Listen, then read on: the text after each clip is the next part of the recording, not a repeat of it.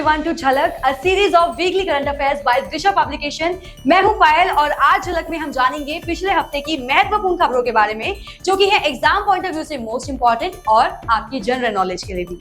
तो चलिए बिना वक्त जाया किए शुरू करते हैं। तो चलिए स्टार्ट करते हैं ट्रेड एंड कॉमर्स से। Arunachal Pradesh get GI tag for 3 products. Arunachal Pradesh को हाल ही में अरुणाचल याक चुल्पी खाओ ताई खामती चावल यानी कि तांगसा वस्त्र के लिए ज्योग्राफिकल इंडिकेशन यानी जीआई भौगोलिक संकेत टैग प्राप्त हुआ है। तो उसके बारे में जानते हैं।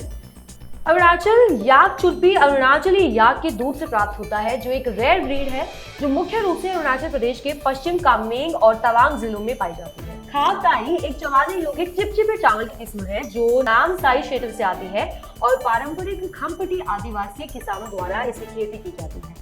चांगलांग जिले की तांगजा जनजाति द्वारा तैयार किए गए तांगजा टेक्सटाइल उत्पाद अपने एक्सोटिक डिजाइन और वाइब्रेंट कलर्स के लिए जानी जाती है। जीआई टैग कुछ उत्पादों यानी कुछ प्रोडक्ट्स पर इस्तेमाल किए जाने वाला एक नाम या फिर एक सिंबल है जो किसी विशिष्ट भौगोलिक स्थान या मूल से मेल खाता है।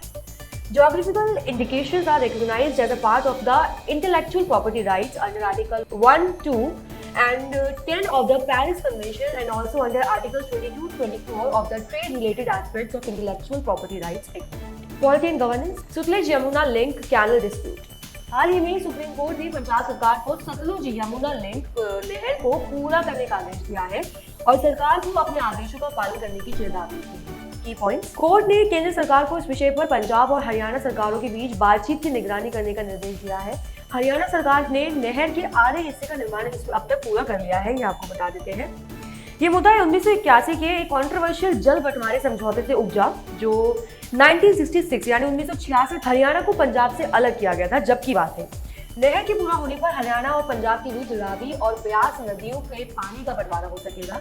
सतलुज यमुना लिंक नहर सतलुज और यमुना नदियों को जोड़ने वाली प्रस्तावित 214 किलोमीटर लंबी नहर है। जल संसाधन राज्य सूची के अंतर्गत है, जबकि संसद के पास स्वंग सूची के अंतर्गत अंतर्राज्यीय नदियों के संबंध में कानून बनाने की शक्ति है। नेशनल वाटरवेज 44 ईचामती रिवर, बंदरगाह, जहाज रानी और जलमार्ग मंत्रालय ने राष्ट्रीय जलमार्ग 44 पर एक महत्वपूर्ण ड्रेजिंग परियोजना शुरू की है, जिसमें पश्चिम बंगाल में ईचामती नदी भी शामिल है। इस परियोजना का लक्ष्य ईचामती नदी की नौवहन गहराई को बढ़ाना है, ultimately boosting its capacity to manage tidal influences. Ichamati नदी जो भारत और बांग्लादेश के बीच सीमा के रूप में काम करती है, दोनों देशों से होकर बहती है और इसके 3 अलग अलग खंड हैं। इसके अतिरिक्त इसके अलावा पश्चिम बंगाल के उत्तर 24 परगना जिले में ये एक ऑक्सबो झील परिसर बनाता है। ईचामती जैसे राष्ट्रीय जलमार्ग परिवहन के लिए आवश्यक है और भारत में कुल 14,500 किलोमीटर तक फैले 111 ऐसे अंतर्देशीय जलमार्ग हैं। ग्रांटिंग हैबिटेट राइट्स, हाल ही में अगस्त 2023 में कमार पीवीटीजी को हैबिटेट राइट्स यानी आवास अधिकार प्राप्त होने के ठीक बाद छत्तीसगढ़ सरकार ने उनके बैगा पीवीटीजी यानी खासकर से कमजोर जनजाति समूह को आवास अधिकार प्रदान किए हैं। बैगा पीवीटीजी छत्तीसगढ़ में अधिकार पाने वाला दूसरा समूह बन गया है। छत्तीसगढ़ में 7 पीवीटीजी जिसमें कमर, बैगा, पहाड़ी कोरबा, अबूझ, माड़िया, बिरहोर, पंडो और भुजिया शामिल है। बैगा मतलब जादूगर जनजाति मुख्य रूप से छत्तीसगढ़, झारखंड, बिहार, उड़ीसा, पश्चिम बंगाल, मध्य प्रदेश और उत्तर प्रदेश में रहती है।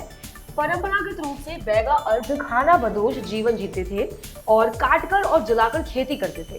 अब वे अपनी आजीविका के लिए मुख्य रूप से माइनर फॉरेस्ट प्रोड्यूस यानी लघु वन उपज पर निर्भर है। रिपोर्ट्स एंड इंडाइसेस में बात करते हैं तो periodic labour force survey annual report 2022-23 हाल ही में नेशनल स्टैटिस्टिकल ऑफिस ने जुलाई 2022 से लेकर जून 2023 के दौरान किए गए पीरियोडिक लेबर फोर्स सर्वे के आधार पर periodic labour force survey annual report 2022-23 जारी की है।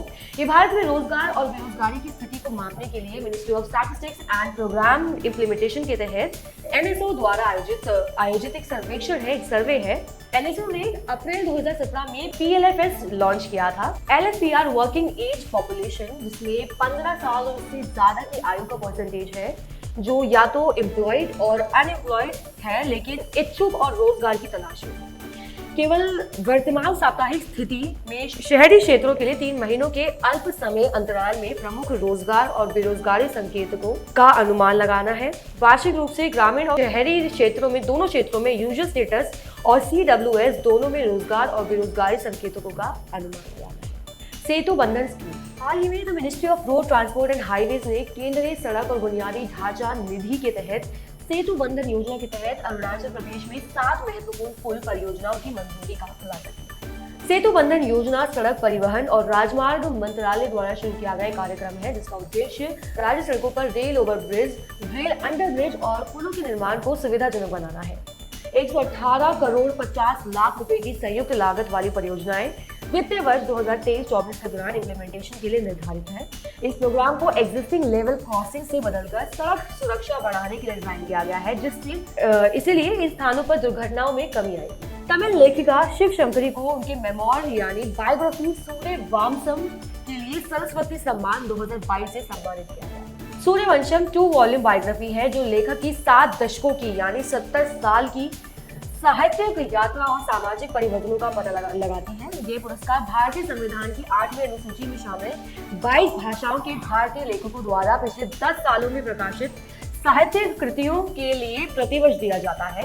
ये पुरस्कार के द्वारा प्रदान किया जाता है। बिरला फाउंडेशन में एक साइटेशन प्लेक और 15 लाख रुपए का पुरस्कार शामिल है।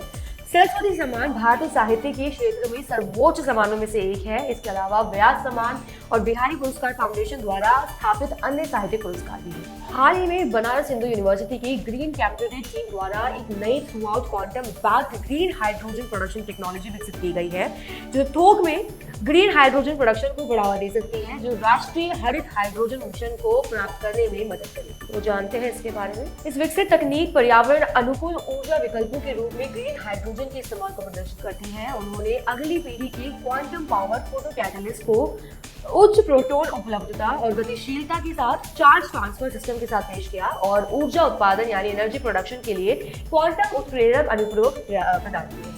अत्याधुनिक फोटोकेमिकल रिएक्टर डिजाइन में सोलर एनर्जी को मैक्सिमम करने के लिए बिल्ट इन इल्यूमिनेशन असेंबली और एक्सटर्नल कॉन्केव रिफ्लेक्टिव पैनल्स की सुविधा है। टीम ने औद्योगिक धातु अवशिष्ट का उपयोग करके इलेक्ट्रॉन इंजेक्टर तंत्र से संचालित एक निरंतर इलेक्ट्रॉन इंजेक्टर मैकेनिज्म का निर्माण किया, जो प्रयोगशाला पैमाने पर ग्रीन हाइड्रोजन उत्पादन के चरण पर सुनिश्चित करता है। SC denies permission to terminate a 26-week pregnancy. Supreme Court of India ने हाल ही में मेडिकल टर्मिनेशन ऑफ प्रेगनेंसी अधिनियम 1971 के प्रावधानों के तहत एक विवाहित महिला के लिए 26 सप्ताह की गर्भावस्था को समाप्त करने की अनुमति देने से इनकार कर दिया है। इस मामले में एक 27 वर्षीय विवाहित महिला शामिल थी, जो गर्भावस्था के 26वें सप्ताह में थी और अपनी गर्भावस्था को समाप्त करने के लिए कानूनी अनुमति मांग रही थी। The woman asserted her physical, emotional, mental, financial, and medical inability to carry, deliver, or raise another child, citing her pre-existing conditions and experiences with postpartum depression. तो इस महिला ने अपने मामले की पैरवी के लिए मेडिकल टर्मिनेशन ऑफ प्रेगनेंसी जो ये अधिनियम है 1971 का उसका सहारा लिया था। पर ये जो निर्णय है MTP अधिनियम 1971 की धारा 5 के व्याख्या पर आधारित है, जो केवल तभी गर्भपात की अनुमति देता है, तभी अबॉर्शन की अनुमति देता है जब महिला का जीवन और स्वास्थ्य तत्काल खतरे में हो। भारत के मुख्य न्यायाधीश के नेतृत्व वाली 3 न्यायाधीशों की पीठ ने इस बात पर जोर दिया कि एक महिला गर्भपात के लिए पूर्ण सर्वोपरि अधिकार का दावा नहीं कर सकती है, खास करके जब चिकित्सा रिपोर्ट यानी उसकी मेडिकल रिपोर्ट ये पुष्टि करती है कि उसकी प्रेगनेंसी के दौरान उसकी तत्काल खतरा पैदा नहीं है, मतलब वो ठीक है और उसकी हेल्थ भी ठीक है, तो उसको अलाउड नहीं है 26 वीक में अपना अबॉर्शन। CJI ने MTP अधिनियम 1971 की धारा 5 में जीवन शब्द को संविधान के अनुच्छेद 21 में इसके व्यापक उपयोग से अलग किया और जीवन और मृत्यु की स्थितियों में ये अनुप्रयोग पर जोर दिया है। सरकार का तर्क है कि महिला की प्रजनन स्वायत्तता उसके अजन्मे बच्चे के अधिकारों का उल्लंघन नहीं कर सकती है। 2021 के मेडिकल टर्मिनेशन ऑफ प्रेगनेंसी अधिनियम को संदर्भित करता है, जिसने महत्वपूर्ण भ्रूण असमानताओं के मामले में अबॉर्शन की समय सीमा को 24 सप्ताह तक बढ़ा दिया है। ये मामला गर्भावस्था के अंतिम चरण में भी महिलाओं के प्रजनन अधिकारों और गर्भपात के आसपास के नैतिक विचारों के बारे में बुनियादी सवाल उठाता है। वातावरण की बात करें, ग्रीन क्रेडिट प्रोग्राम। सरकार ने हाल ही में एक इनोवेटिव और voluntary green credit programme unveil किया है, जो व्यक्तियों और संस्थाओं को उनके पॉजिटिव एनवायरमेंटल कॉन्ट्रीब्यूशंस के लिए रिवॉर्ड और मोटिवेट करने के लिए डिजाइन किया गया है। पार्टिसिपेंट्स एनवायरमेंटल सस्टेनेबिलिटी को बढ़ावा देने वाली गतिविधियों की एक विस्तृत श्रृंखला के लिए ग्रीन क्रेडिट अर्जित कर सकते हैं। ग्रीन क्रेडिट उन गतिविधियों में लगे व्यक्तियों और संस्थाओं को प्रदान की जाने वाली प्रोत्साहन की एक इकाई को संदर्भित करता है जो पर्यावरण पर सकारात्मक प्रभाव डालती है, पॉजिटिव प्रभाव डालती है। ये पर्यावरण संरक्षण और टिकाऊ प्रथाओं में योगदान देने के लिए भी विभिन्न हितधारकों को प्रोत्साहित करने के लिए सरकार द्वारा शुरू किया गया एक स्वैच्छिक कार्यक्रम है। ये कार्यक्रम व्यापक लाइफ अभियान जिसमें पर्यावरण के लिए जीवन शैली का एक हिस्सा है और ये स्वैच्छिक पर्यावरण सकारात्मक कार्यों को प्रोत्साहित और पुरस्कृत करता है। To earn green credits, participants need to register their environmental activities through a dedicated website. The activities will then be subject to verification by a designated agency. Same-sex marriages in India. हाल ही में supreme court ने same sex marriage को legalise बनाने की याचिकाओं को खारिज करते हुए अपने लंबे समय से प्रतीक्षित फैसला सुनाया है और इस मुद्दे की पूरी तरह से जांच करने के लिए द स्पेशल मैरिज एक्ट 1954 के प्रावधानों पर गहराई से विचार किया गया, जिनका होमोसेक्सुअलिटी के साथ अभिसरण और अंत संबंध कन्वर्जेंस और इंटर रिलेशनशिप है। चीफ जस्टिस ऑफ इंडिया की अध्यक्षता वाली 5 जज कॉन्स्टिट्यूशन बेंच ने समलैंगिक विवाह यानी सेम सेक्स मैरिज को संवैधानिक वैधता देने के खिलाफ 3/2 के फैसले में फैसला सुनाया। सीजीआई ने अपनी राय में निष्कर्ष निकाला कि अदालत एसएमबी 1954 के दायरे में समान लिंग के सदस्यों को शामिल करने के लिए विशेष विवाह अधिनियम 1954 को न तो रद्द कर सकती है और न ही इसमें शब्दों को बदल सकती है। शीर्ष अदालत ने कहा कि इस पर कानून बनाना पार्लियामेंट और स्टेट लेजिस्लेचर का काम है। बेंच के सभी 5 जज इस बात पर सहमत थे कि संविधान के तहत शादी करने का कोई मौलिक अधिकार नहीं है। अगर विवाह करने के अधिकार को भारतीय संविधान के तहत मौलिक या संवैधानिक अधिकार के रूप में स्पष्ट रूप से मान्यता नहीं दी गई है, बल्कि एक वैधानिक अधिकार के रूप में मान्यता दी गई है। यद्यपि विवाह को विभिन्न अवैधानिक अधिनियमों के माध्यम से भी नियमित किया जाता है, लेकिन मौलिक अधिकार के रूप में इसकी मान्यता केवल भारत के सुप्रीम कोर्ट के न्यायिक निर्णयों के माध्यम से विकसित हुई है। कानून की ऐसी घोषणा संविधान के अनुच्छेद 141 के तहत पूरे भारत में सभी अदालतों को बाध्यकारी है। सुप्रीम कोर्ट ने माना कि एलजीबीटीक्यू समुदाय के सदस्य सभी अन्य नागरिकों की तरह संविधान द्वारा संरक्षित स्वतंत्रता सहित संवैधानिक अधिकारों की पूरी श्रृंखला के हकदार है और समान नागरिकता और कानून के समान संरक्षण के हकदार है। लेकिन सेम सेक्स मैरिज को वैध बनाने के लिए LGBTQIA+ समुदाय, सरकार, नागरिक समाज और धार्मिक नेताओं सहित सभी हितधारकों के ठोस प्रयास की आवश्यकता है। Union minister for education and skill development and entrepreneurship Shri Dharmendra Pradhan ने नई दिल्ली में एक कार्यक्रम इंडिया स्किल्स 2023-24 का अनावरण किया, उसको रिवील किया और विश्व कौशल 2022 विजेताओं को सम्मानित भी किया। पिछले साल ग्लोबल कंपटीशन में 11वां स्थान हासिल करने वाला भारत अब कौशल विकास में बड़ी प्रगति के लिए तैयार है। इस कार्यक्रम में केंद्रीय कौशल विकास मंत्री धर्मेंद्र प्रधान द्वारा महत्वाकांक्षी लक्ष्यों की घोषणा की गई, जिसमें कौशल अधिग्रहण में एक लंबी छलांग की आवश्यकता पर जोर दिया गया। केंद्रीय मंत्री धर्मेंद्र प्रधान ने प्रतिभागियों की संख्या 0.25 मिलियन से बढ़ाकर 2.5 मिलियन करने की आवश्यकता को रेखांकित किया। इस दूरदर्शी कदम का उद्देश्य कौशल विकास की पारिस्थितिकी तंत्र को गति प्रदान करना है और पारंपरिक डिग्री पर दक्षताओं के महत्व को रेखांकित करना है। मिनिस्टर ने रोजगार परक कौशल पेश करने के महत्व पर जोर दिया, जिससे कार्यबल की बाजार में स्वीकार्यता बढ़ेगी और भी बहुत कुछ होगा।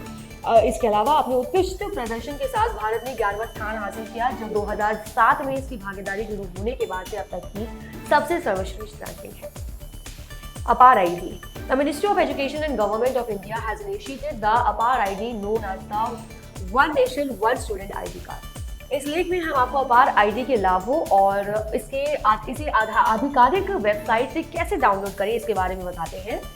One nation one student ID card यानी APAR ID भारत में छात्रों के लिए अधिक संगठित और सुलभ शैक्षणिक अनुभव की दिशा में एक महत्वपूर्ण कदम है। अपनी APAR ID को पंजीकृत और डाउनलोड करके आप विभिन्न लाभों को और अनलॉक कर सकते हैं और अपने शैक्षणिक रिकॉर्ड यानी एजुकेशनल रिकॉर्ड्स को आसानी से इकट्ठा कर सकते हैं। हजारों संस्थान और लाखों छात्र पहले से इस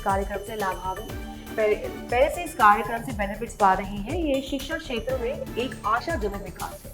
APAR ID stands for automated permanent academic account registry. संक्षिप्त नाम APAR ID का अर्थ है स्वचालित स्थायी शैक्षणिक खाता रजिस्ट्री। भारत सरकार ने APAR ID कार्ड जारी करने के प्रबंधन के लिए एकेडमिक बैंक ऑफ क्रेडिट्स की शुरुआत की है। इंटरनेशनल रिलेशंस की बात करते हैं, Indian Ocean Rim association.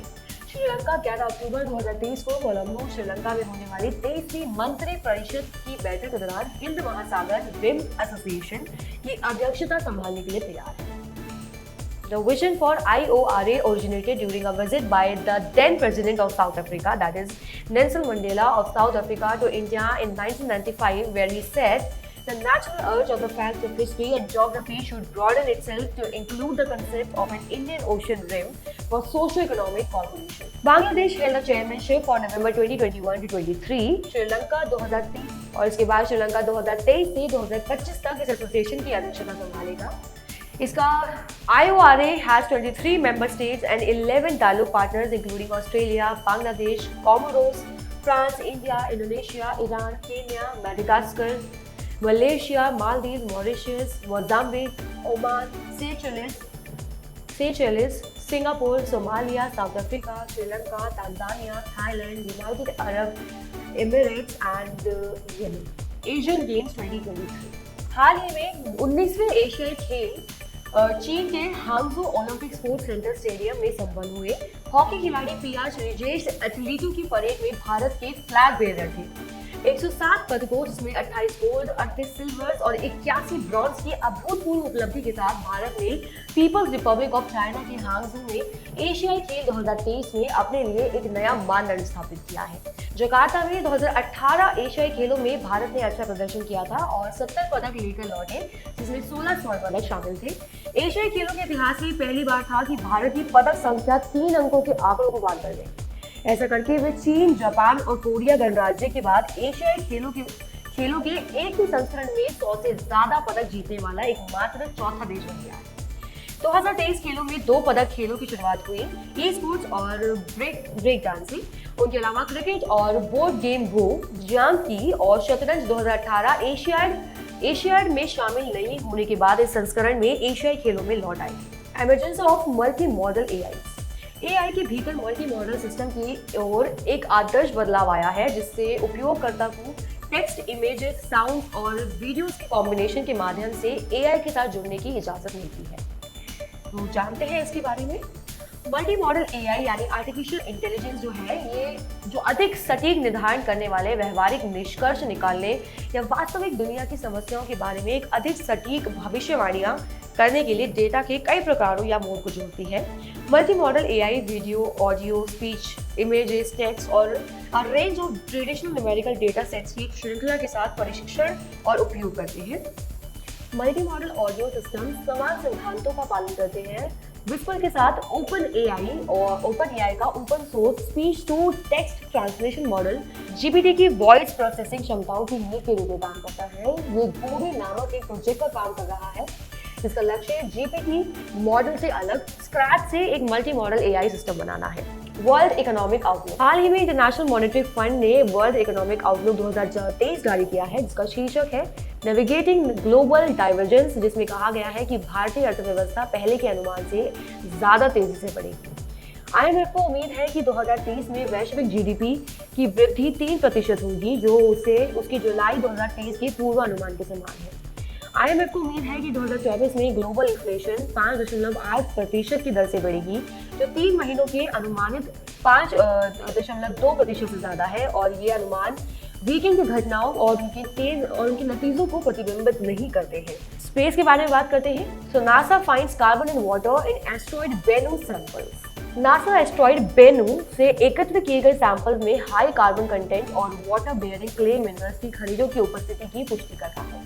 Bennu 4.5 अरब साल पुराना एक छोटा पृथ्वी एस्ट्रॉइड है, जो हर 6 साल में पृथ्वी के करीब से गुजरता है। एस्ट्रॉइड की खोज 1999 में नासा द्वारा फंडेड लिंकन नियर अर्थ एस्ट्रॉइड रिसर्च टीम द्वारा की गई थी। बेनू से एकत्रित सामग्री हमारे सोलर सिस्टम के शुरुआती दिनों के टाइम कैप्सूल के रूप में काम करती है और जीवन की उत्पत्ति और एस्ट्रॉइड्स की प्रकृति के बारे में सवालों के जवाब देने में मदद कर सकती है। इस मिशन की सफलता क्षुद्र ग्रहों के बारे में हमारी समझ को बढ़ाती है, जिनमें वे शामिल हैं जो पृथ्वी के लिए खतरा पैदा कर सकते हैं। वैज्ञानिक हमारे सौर मंडल की उत्पत्ति के बारे में जानकारी हासिल करने के लिए अगले 2 सालों में सैंपल्स का और अधिक और ज्यादा विश्लेषण करेंगे। पासपोर्ट टू अर्निंग इनिशिएटिव, तो जानते हैं इसके बारे में। यूनिसेफ की global learning to earning solution यानी पासपोर्ट टू अर्निंग ने P2E ने भारत में 10 लाख से ज्यादा युवाओं को फाइनेंशियल लिटरेसी और डिजिटल प्रोडक्टिविटी के क्षेत्रों में कुशल और प्रमाणित किया है।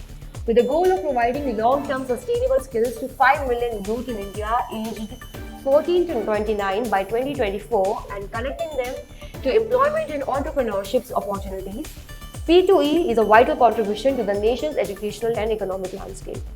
नेशनल एजुकेशन पॉलिसी 2020 के अनुरूप P2E कार्यक्रम digital productivity, financial literacy, employability, skills and other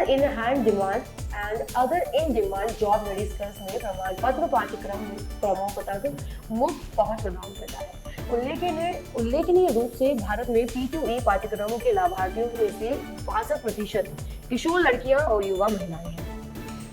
2024 तक भारत में 24 से 29 आयु वर्ग के 5 मिलियन युवाओं को लॉन्ग टर्म सस्टेनेबल स्किल्स प्रदान करने और उन्हें एम्प्लॉयमेंट जैसी अदर अपॉर्चुनिटी से जोड़ने के लक्ष्य के साथ P2E देश के एजुकेशनल और इकोनॉमिक लैंडस्केप को बदलेगा। INS सागर ध्वनि DRDO के तहत naval physical and oceanographic laboratory Kochi का समुद्र विज्ञान अनुसंधान पोर्ट INS सागर ध्वनि दक्षिणी नौसेना कमान कोची के दक्षिण जेटी के सागर मैत्री मिशन 4 पर रवाना हुआ। इस मिशन में उत्तरी अरब सागर में वैज्ञानिक तैनाती और ओमान में सुल्तान कबूस यूनिवर्सिटी जैसे संस्थानों के साथ कोलैबोरेटिव रिसर्च प्रोग्राम शामिल है, जो भारतीय और IOR ओशन रिसर्चर्स के बीच मजबूत कामकाजी संबंधों को बढ़ावा देते हैं। INS सागर ध्वनि की एक समुद्री ध्वनिक रिसर्च अनुसंधान जहाज है। इसका निर्माण स्वदेश में किया गया था और इसे जुलाई 1994 में लॉन्च किया गया। Recently, a report titled "The Imperative of Cutting Methane from Fossil Fuels" released jointly by the International Energy Agency, the UNEP, and the UNEP Convent Climate and Clean Air Coalition emphasizes the significance of targeted methane mitigation to combat global warming. यानी United Nations Environment Programme UNEP और UNEP द्वारा आयोजित climate और clean air collision द्वारा संयुक्त रूप से जारी जीवाश्म ईंधन से मीथेन को काटने की अनिवार्यता नामक एक नई रिपोर्ट ग्लोबल वार्मिंग से निपटने के लिए मीथेन शमन के महत्व पर जोर देती है। The key findings from the report is mitigating methane emission is essential to limit global warming to 1.5 degrees Celsius above pre-industrial levels. वैश्विक स्तर पर प्रतिवर्ष लगभग 580 मिलियन टन मीथेन उत्सर्जित होता है। करंट ट्रैजेक्टरीज के तहत 2020 और 2030 के बीच कुल एंथ्रोपोजेनिक मीथेन एमिशंस 13% तक बढ़ सकता है। फॉसिल फ्यूल यूज में भारी कटौती के बावजूद मीथेन को संबोधित नहीं करने से 2050 तक वैश्विक तापमान 11.6 डिग्री सेल्सियस से ज्यादा हो सकता है। लक्षित मीथेन शमन उपाय अत्यावश्यक है और इन्हें डीकार्बोनाइजेशन प्रयासों को पूरा करना चाहिए। आपको बता दें, एनर्जी सेक्टर में मीथेन उत्सर्जन को कम करने के लिए नियमित वेंटिंग और फ्लेयरिंग को खत्म करने और लीक की मरम्मत करने जैसी कार्रवाइयां जरूरी हैं और इसके लिए संगठनों ने उचित नियामक ढांचे का आह्वान किया है। हाल ही में यूनाइटेड नेशंस सिक्योरिटी काउंसिल ने हैती में सुरक्षा बहाल करने, महत्वपूर्ण बुनियादी ढांचे की रक्षा करने और बढ़ती हिंसा को नियंत्रित करने के लिए केन्या के नेतृत्व वाले बहुराष्ट्रीय सुरक्षा मिशन को मंजूरी दे दी है। उसके बारे में जानते हैं। हैती को बढ़ती सामूहिक हिंसा का सामना करना पड़ रहा है, जिससे पूरे देश में अराजकता और पीड़ा फैल गई है। इसके परिणाम स्वरूप अक्टूबर 2022 और जून 2023 के बीच लगभग 2800 लोगों की व्यापक हत्याएं हुई। ह्यूमन राइट्स ग्रुप ने यौन हिंसा और महिलाओं के खिलाफ अपराधों में वृद्धि की सूचना दी है। इसके अलावा बड़े पैमाने पर लूटपाट और घरों को जलाने के कारण हजारों लोगों का डिस्प्लेसमेंट हुआ है, जबकि लगभग 2 लाख लोग अपने घरों से भाग गए। अनुमान के मुताबिक लगभग आधी आबादी को मानवीय सहायता की जरूरत है। वर्ल्ड कप 2023, विश्व कप 2023 टाइम टेबल क्रिकेट विश्व कप 2023 का पूरा शेड्यूल है, जिसकी मेजबानी 2011 के बाद भारत ने की थी। टूर्नामेंट का उद्घाटन match 2019 world cup winners England और उप विजेता न्यूजीलैंड अहमदाबाद गुजरात के नरेंद्र मोदी स्टेडियम में हो रहा है। इस प्रतियोगिता में गत चैंपियन इंग्लैंड सहित 10 टीमें शामिल हैं। रिपोर्ट्स एंड इंडाइसेस की बात करते हैं।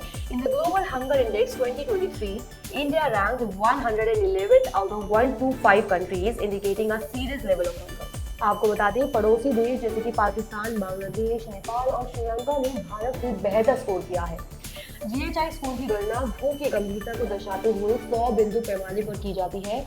0 सबसे अच्छा स्कोर है और 100 सबसे खराब। तो प्रत्येक देशों के GHI स्कोर की गणना एक सूत्र के आधार पर की जाती है जो 4 संकेतकों को जोड़ता है जो एक साथ भू की बहुआयामी प्रकृति को कहते हैं। भारत में अल्प पोषण की व्यापकता 16.6% है जो कि बहुत ज्यादा गलत है। आपको बता दें 5 साल से कम उम्र के बच्चों की मृत्यु दर 3.1% है जो कि बहुत खराब है और दुनिया के लिए GHI 2023 स्कोर 18.3 है जिसे मध्यम माना जाता है। 2015 के बाद से न्यूनतम सुधार दिख रहा है। फिर इसकी बात करते हैं US pentagon report on China's nuclear Arsenal. Pentagon की 2023 रिपोर्ट से पता चलता है कि चीन तेजी से अपने न्यूक्लियर वॉरहेड्स यानी परमाणु शस्त्रागार का विस्तार कर रहा है जो पूर्व अनुमानों से कई ज्यादा है। चीन का लक्ष्य 2030 तक 1000 से ज्यादा परमाणु हथियार बनाने का। तो इससे पता लग रहा है कि चीन की जो परमाणु शक्ति तीव्र गति से बढ़ती जा रही है, तेजी से बढ़ती जा रही है।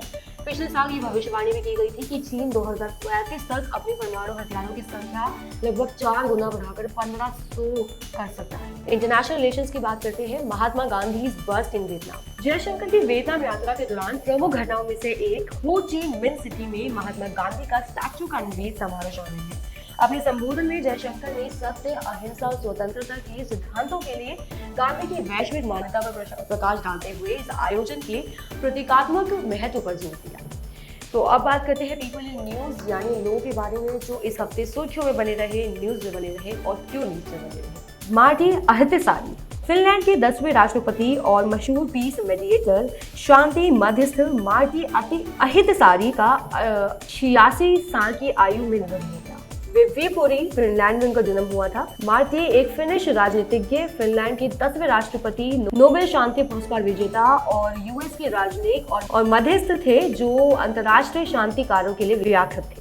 महसा अमीनी पिछले साल ईरान में पुलिस हिरासत में मरने वाली 22 वर्षीय क्षुद्र ईरानी महिला महसा अमीनी को यूरोपीय संघ के शीर्ष मानवाधिकारी पुरस्कार से सम्मानित किया गया है जिसने देश की रूढ़िवादी इस्लामी धर्म तंत्र के खिलाफ दुनिया भर में विरोध प्रदर्शन शुरू किया। महिलाओं के लिए सख्त ईरानी हिजाब नियम का कथित तौर पर उल्लंघन करने के बाद 22 साल की लड़की की हिरासत में मौत हो गई। उनकी मृत्यु ने विरोध प्रदर्शनों को जन्म दिया जिसने दशकों में ईरानी अधिकारियों के लिए सबसे गंभीर चुनौती पेश की। उनकी मृत्यु ने एक वैश्विक आंदोलन को जन्म दिया जिसे महिला जीवन स्वतंत्रता के नाम से जाना जाता है, जिसमें ईरान द्वारा सभी महिलाओं पर हेड स्कार्फ यानी हिजाब लगाने और अन्य भेदभावपूर्ण कानूनों को खत्म करने की मांग की गई। सिद्धार्थ मृदुल सुप्रीम कोर्ट कॉलेजियम की सिफारिश के 3 महीने बाद जस्टिस सिद्धार्थ मृदुल को मणिपुर हाई कोर्ट का मुख्य न्यायाधीश नियुक्त किया गया है। केंद्र ने सुप्रीम कोर्ट को अधिसूचित किया कि मणिपुर सुप्रीम कोर्ट के नए मुख्य न्यायाधीश की नियुक्ति जल्दी से जल्दी जारी की जाएगी। ये बताते हुए कि फाइनल मंजूरी दे दी गई है और बाकी की प्रक्रिया जो प्रोसेस है वो जल्द ही शुरू हो जाएगा।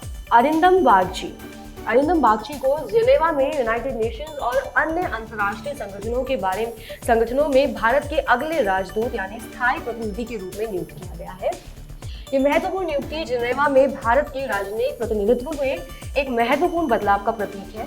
Dr. Minesh Shah, the chairman and managing director of the National Dairy Development Board, has been elected to the board of the International Dairy Federation. IDF के साथ जुड़ाव के लंबे इतिहास के साथ डॉक्टर शाह का योगदान वैश्विक मंच पर भारत की अद्वितीय लघुधारक आधारित डेयरी प्रणाली को बढ़ावा देने में महत्वपूर्ण रहा है। रघुबर दास को ओडिशा का नया राज्यपाल नियुक्त किया गया है। वर्तमान में वे भाजपा के राष्ट्रीय उपाध्यक्ष हैं। Indrasena Reddy नालू त्रिपुरा's new governor is Indrasena Reddy नालू Indrasena Reddy 3 बार के विधायक और तेलंगाना के एक प्रमुख भाजपा नेता है। वे पहले भाजपा के राष्ट्रीय सचिव के पद पर थे। राष्ट्रपति मुर्मू ने उन्हें राजनीतिक अनुभव और समर्पण को पहचानते हुए उन्हें त्रिपुरा का राज्यपाल नियुक्त किया है। So friends, that's it for today. मिलते हैं नेक्स्ट वीक झलक में। अगर आपको ये वीडियो पसंद आया हो या किसी भी तरह से हेल्पफुल लगा हो या यूजफुल लगा हो तो please like, comment and share it with your friends और family. Also, subscribe to our channel for more videos like this and don't forget to hit the bell icon for updates. Thank you.